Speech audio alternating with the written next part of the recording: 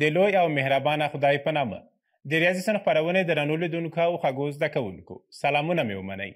ګلونو زده کوونکو خدای دې وکړي چې درسونه مو په ښه توګه ووایئ او زده یې کړئ، ځکه چې ستاسو موخه بریالیتوب او پرمختګ دی. بریالیتوب ته د رسیدو لپاره ستاسو درسونه ډیر مهم دي، نو په پوره ځیرتیا یې زده کړئ. تاسو چې نن کومې زده کړې کوئ په ورځني ژوند او راتلونکي کې تاسو ته هم ګټه رسوي او هم ستاسو د ویاړ سبب ګرځي. نو په ډیره انګیزه او هڅه خپل درسونه ووایئ چې بریاو ته ورسیږئ. ګرانو زده کوونکو، د خپرونې په پیل کې به د نن درس موخې وګورو چې کوم موضوعات زده کوو. ګلالیو زده کوونکو، په ننني درس کې به د ځای بدلون یعنی تغییر مکان او د هغه ډولونه باندې وپوهیږو او همدارنګه به په قایمه مختصاتو کې انتقال زده کړو. ګرانو زده کوونکو، آیا پوهیږئ چې د ځای بدلون څه ته وایي؟ د ځای بدلون یا تغییر مکان عبارت دی د یو جسم بدلون د اصلي موقعیت څخه یو نوی موقعیت ته. اما په ریاضي کې د ځای بدلون د یو شکل، انتقال، دوران یا انعکاس د وضعیه کمیت په مستوي کې صورت نیسي. او د فزیک د علم له نظره د ځای بدلون یا موقعیت عبارت دی له یو مستقیم خط پر مخ د دوو نقطو ترمنځ د یو متحرک جسم په واسطه له وهل شوې فاصلې څخه. اوس به راشو دې ته چې د قایمو مختصاتو په مستوي کې د ځای بدلون یا تغییر مکان تعریف څه ده. په ګډه سره یې ګورو. د قایمو مختصاتو په مستوي کې د ځای بدلون هغه اړیکه چې د وضعیه کمیاتو د مستوي هر ټکي ته یوازې د یوه نوي ټکي نسبت ورکړي په مستوي کې د مکان تغییر یا بدلون بلل کیږي.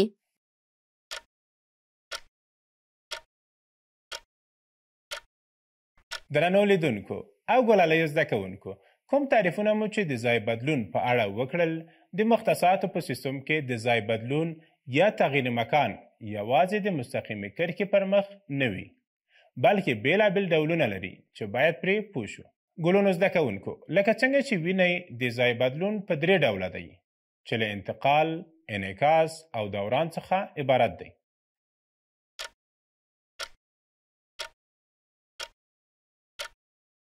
ګرانو زده کوونکو، موږ به په دې درس کې په عمومي ډول د قایمو مختصاتو په سیستم کې د ځای بدلون او د هغه د لومړني ډول یعنی انتقال په مفصل ډول تشریح کړو او پاتې ډولونه یعنی انعکاس او دوران په راتلونکو درسونو کې په مفصل ډول ولولو.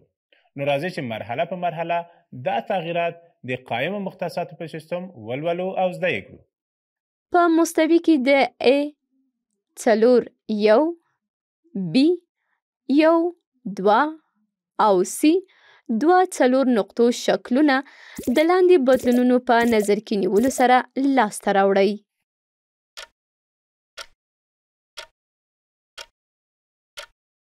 ګرانو زده کوونکو، دا چې د نوموړو نقطو شکلونه په کوم ډول د قایمو مختصاتو په سیستم کې رسمیږي، په لومړي قدم کې ټکي د قایمو مختصاتو پر مخ ټاکو. له تیرو درسونو څخه مو په یاد دي چې څنګه مو د قایمو مختصاتو پر مخ د یوه ټکي موقعیت ټاکه. پوهیږئ چې د علامو په نظر کې نیولو سره نقطه د قایمو مختصاتو په ناحیو کې ټاکو. راځئ چې په ګډه یې وګورو. لکه څنګه چې تاسو ګورئ، په لومړۍ ناحیه کې د یوه مرتبه جوړې دواړه مختصې مثبتې، په دویمه ناحیه کې لومړۍ مختصه مثبته او دویمه مختصه منفي ده. په دریمه ناحیه کې دواړه مختصې منفي دي او په څلورمه ناحیه کې لومړۍ مختصه مثبته او دویمه مختصه منفي ده.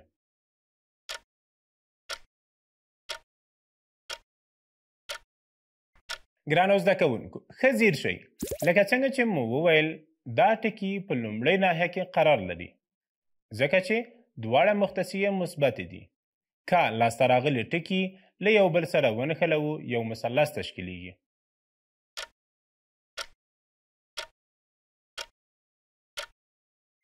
ګرانو زده کوونکو، په لومړي قدم کې د پوښتنې لومړی او دویمه ګزینه درته کاروم. نو راځئ چې په ګډه سره مخته لاړ شو. ګرانو زده کوونکو، په لومړي قدم کې د پوښتنې لومړی ګزینه کاروو او ګورو چې T1 لومړی بدلون راښیي. اوس د نقطو قیمتونه تر بدلون وروسته لاسته راوړو چې A 4 ټکی تر بدلون وروسته A زبر -4 لاسته راځي. همداراز B 1 ټکی تر بدلون وروسته B زبر -1 لاسته راځي او په پای کې C 2 ټکی تر بدلون وروسته C زبر -2 لاسته راځي.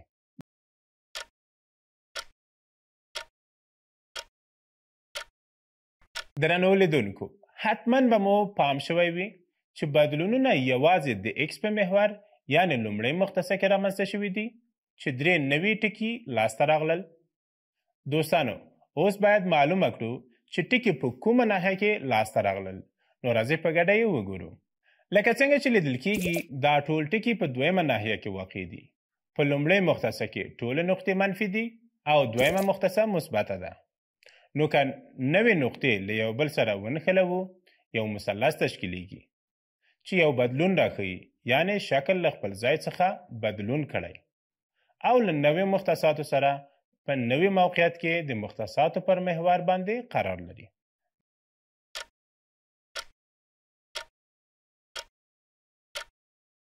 د ریاضي صنف خپرونې درنو لیدونکو او ګرانو زده کوونکو، د سوال په لومړۍ ګزینه باندې مو کار وکړ. اوس به په بل مثال کې د سوال په دویمه ګزینه باندې کار وکړو. نو ښه ورته ځیر شئ. لکه څنګه چې په شکل کې لیدل کېږي T2 دویم بدلون راښیي. اوس تر بدلون وروسته دا لاسته راځي چې وروستی ټکی T2 تر بدلون وروسته په A زبر 4 او -1 ټکي بدلیږي. همداراز B 1 ټکی تر بدلون وروسته B زبر 1 او -2 لاسته راځي او په پای کې C 2 نقطه A زبر 4 او -1 لاسته راځي او لیدل کېږي چې یوازې د Y په محور یا دویمه مختصه کې بدلونونه رامنځته شوي دي چې بیا هم 3 نوې نقطې لاسته راغلي دي.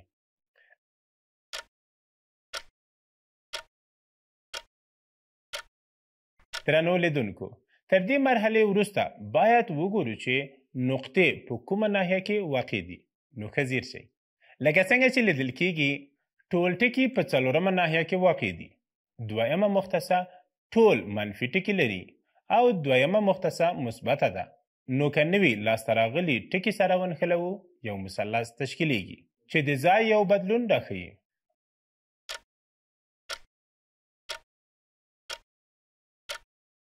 ګلونو زده کوونکو، په دې هیله چې تر دې دمه به ښه پوه شوي یاست. اوس د سوال درېیمه ګزینه کاروو. نو راځئ چې په ګډه سره یې وګورو. دوستانو، T3 درېیم بدلون راښیي. نو اوس تر بدلون وروسته د ټکو قیمتونه لاسته راوړو چې A 4 ټکی تر بدلون وروسته A زبر 4 لاسته راځي. همداراز B 1 تر بدلون وروسته B زبر 1 لاسته راځي او په پای کې C 2 ټکی تر بدلون وروسته C زبر 4 لاسته راځي.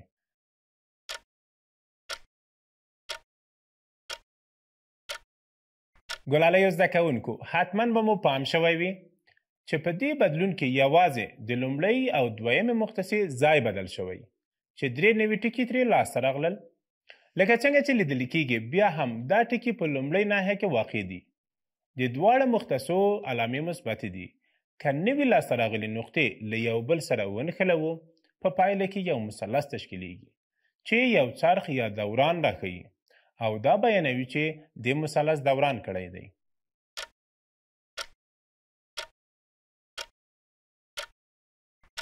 خوږو زده کوونکو، تر دې دمه لومړۍ، دویمه او درېیمه ګزینه لاسته راغله. اوس راځئ د سوال په 4مه ګزینه کار وکړو. ګرانو زده کوونکو، ښه ځیر شئ. دلته T4 څلورم بدلون راښیي. اوس نو تر بدلون وروسته د نقطو قیمتونه لاسته راوړو چې A 4 ټکی تر بدلون وروسته A زبر 4 لاسته راځي. همداراز B 1 ټکی تر بدلون وروسته B زبر 3 لاسته راځي او په پای کې C 2 ټکی تر بدلون وروسته C زبر 4 لاسته راځي.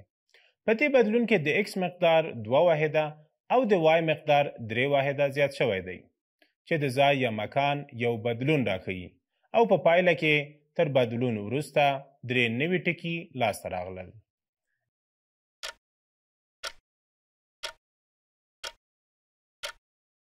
ګرانو زده کوونکو، ښایي له تاسو سره دا پوښتنه وي چې دا ټکي په کومه ناحیه کې واقع دي. راځئ چې د دې سوال ځواب هم درته ووایم. لکه څنګه چې لیدل کیږي، ټولې نقطې په لومړۍ ناحیه کې واقع دي، ځکه چې د دواړو مختصو علامې مثبتې دي. که نوي لاسته راغلي نقطې سره وصل کړو، یو مثلث تشکیلیږي او د ځای یو بدلون یا انتقال راښیي.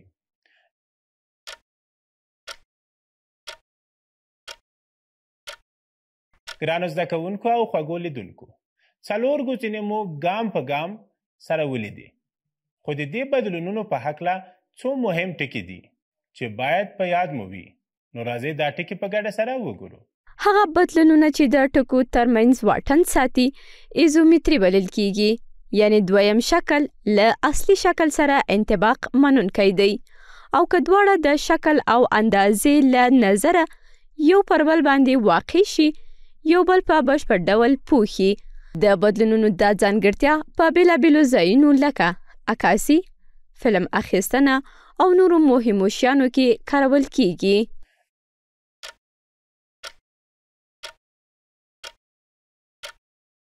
ګرانو زده کوونکو، نوموړي ټکي تل په یاد ولرئ. اوس به نو په قایمو مختصاتو کې د انتقال تعریف په ګډه سره وګورو. په قایمو مختصاتو کې انتقال که چیرې د یوه شکل ټولو ټکو ته په یوه ټاکلي جهت یا لوري او یو واټن حرکت ورکړو، په لاس راغلی شکل له لومړي شکل سره انطباق منونکی دی، چې دې حرکت ته انتقال وایي. په قایمو مختصاتو کې د انتقال عمومي شکل داسې ښودل کیږي.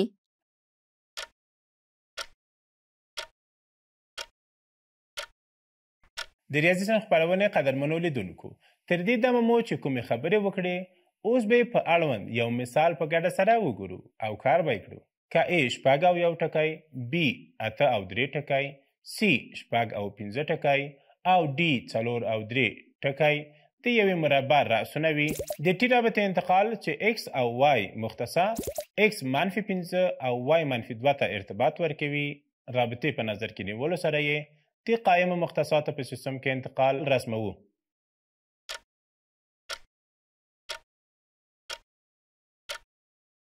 ګرانو زده کوونکو، مثال خو مو په ګډه ولیده.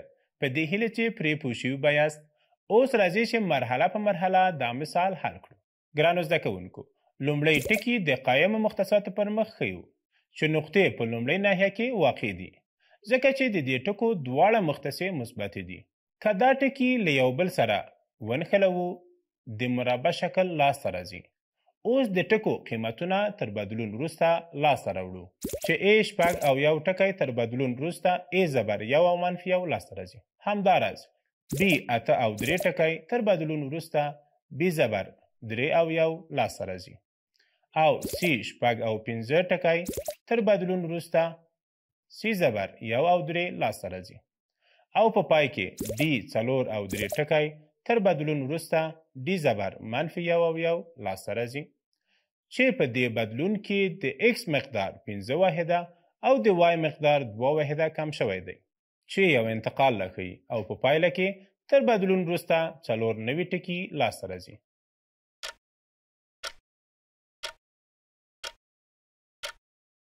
ګلالیو زده کوونکو، دا چې د نقطو انتقال مو په لاس راوړ، نو راځئ په ګډه سره یې وګورو چې نقطې په کومه ناحیه کې واقع دي.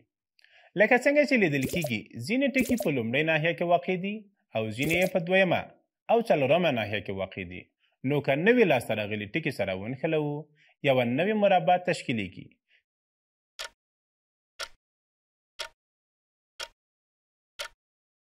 چې یو انتقال راښیي. ګرانو زده کوونکو، خدای دې وکړي چې تر دې دمه به په درسونو پوه شوي یاست.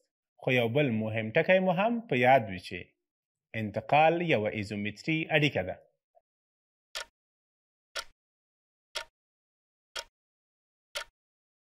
د ریاضي صنف درنو لیدونکو او خوږو زده کوونکو، د خپرونې د پای شیبې دي. نو راځئ د نن درس ته یوه لنډه کتنه وکړو. هغه اړیکه چې د وضعیه کمیاتو د مستوي هر ټکي ته یوازې د یوه نوي ټکي نسبت ورکړي، په مستوي کې د مکان تغییر یا بدلون بلل کیږي. د ځای بدلون یا تغییر مکان په 3 ډوله دی: انتقال، انعکاس، دوران.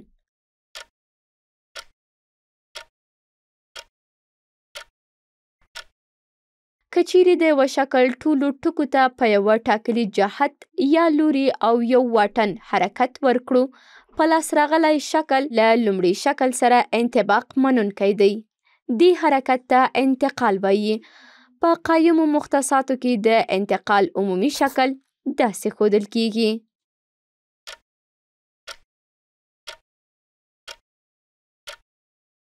ګرانو زده کوونکو او درنو لیدونکو، د ریاضي صنف خپرونه په همدې ځای پای ته رسیږي. تر بیا چې ستاسو خدمت ته راځم، تاسې ټول په لوی رب سپارم.